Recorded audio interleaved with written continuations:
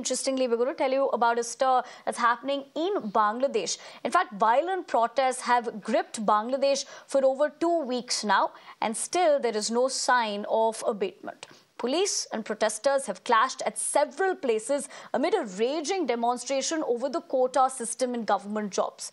University students have been holding rallies for days against the system. However, Prime Minister Sheikh Hasina has rather tossed the ball in Supreme Court's court and asked them to wait for a top court verdict on the same. All right, my colleague Dipali Saxena joins me this morning, in fact, from the studios to be helping us better understand these particular protests. Dipali, let's start off with that, just for our viewers to better understand it, since this has been for over 2 weeks now, is what we're given to understand. If you could just help us draw perspective, and then, of course, we'll get talking more about this particular protest. Well, yes, good morning, Nivedna. The situation doesn't look so good in Bangladesh right now. Remember, that's a nation which is our neighbor.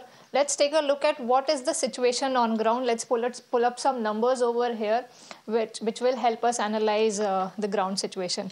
Okay, so the protests have been going on for over 2 weeks. That is July 1. That's the date when the protests started. Now 6 people have been killed. So in 18 days, 6 people have been killed so far. That's 3 students have been killed out of these 6 people. Over 400 remain injured. Now, as you rightly mentioned, the protests are not over. They are still going on. So these numbers may unfortunately just go up. Schools and universities have been shut indefinitely. That's a call that has been taken by the University Grants Commission, seeing the situation on the ground. But protesters have also called to shut down hospitals, banks, etc.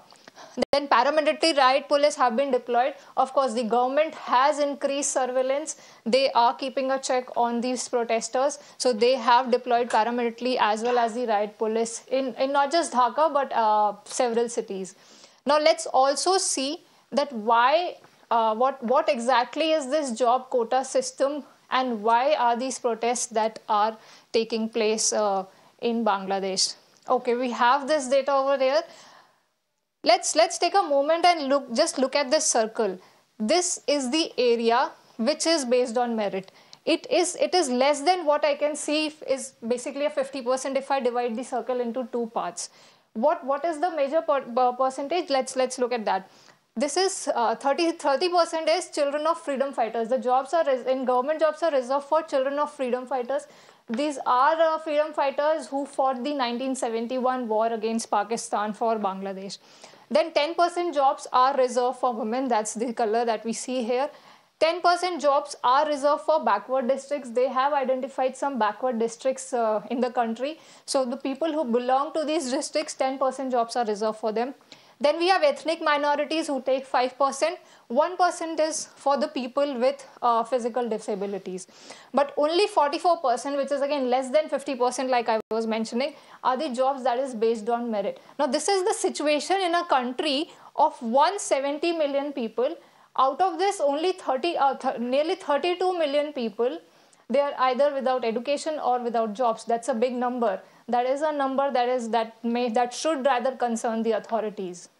Back to you, Nivedna. Right, Dipali. In fact, as you draw perspective as to what the quota system is, number one, and of course, you're drawing things into perspective with these important numbers. One would only ask, since this is a protest that's been happening at least for a fortnight now, what are their particular demands?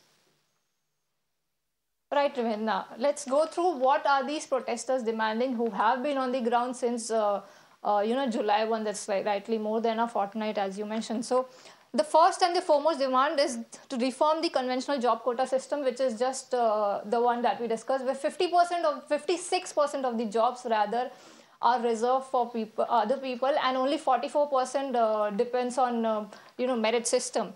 Second, merit-based system that is fair to all. So they are demanding that there should be a common merit-based system, just depending on how the person performs in their test, whatever are held. So a merit-based system for everyone, that is common for everyone. That is what the protesters are demanding in Bangladesh.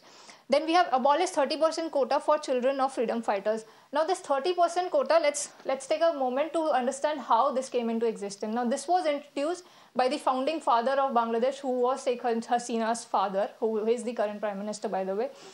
This was introduced in 1972 after that war, and hence job was reserved in order to honor those freedom fighters. So certain percentage of jobs, which is 30%, that was reserved for the children of those freedom fighters. In 2018, this was abolished because again protests happened.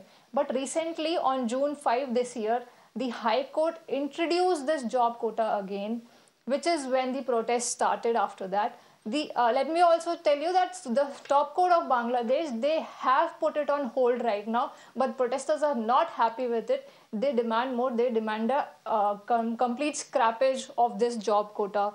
That is this 30% basically is what they are demanding to be scrapped. Then support reservation for minorities and people with disabilities. Like I mentioned, the protesters are against the 30%, which forms a a lion's share of that reservation. But they are okay with with people with minorities and people with disabilities getting reservation. That is just around 6%. So they are okay with that. It is the 30%, the lion's share, that they are opposing. Back to you, Nivedna. Right, Dipali. In fact, as you point that out, it only seems like that is the big bone of contention over here. Having said that, thank you very much for joining us this morning and helping our viewers better understand what has really triggered these protests. Only time is going to tell if that's going to be, dousing anytime soon, that is. Having said that,